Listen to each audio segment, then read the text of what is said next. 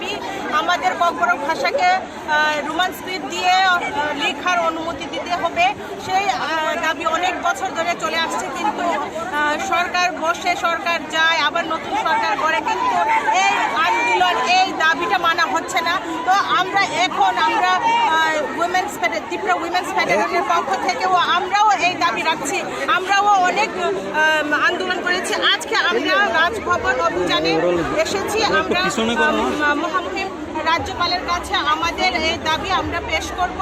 আমাদের মেমোরেন্ডাম আছে, আমরা মেমোরেন্ডাম রেডি করে এনেছি, ওনার কাছে যাব। আমাদেরকে একটা সময় টাইম দেওয়া হয়েছে, আমরা এই দাবি নিয়ে যাচ্ছি। যদি এই দাবি মানা না হয় তাহলে পরবর্তী পদক্ষেপ কি নেবেন?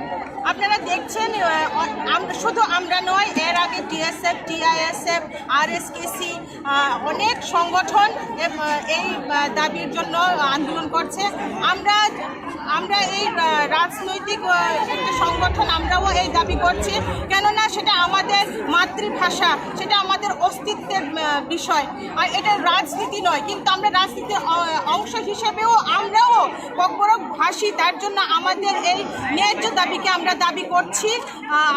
আমরা আমাদের রাজ্যপালের কাছে, রাজ্য সরকারের কাছে আমরা দাবি রাখছি। এই দাবি যদি না মানা হয় তাহলে আমরা আরও আন্দোলন করব। আমরা সব ককবরক ভাষী একত্র হয়ে আমরা আন্দোলনে নেমে যাব।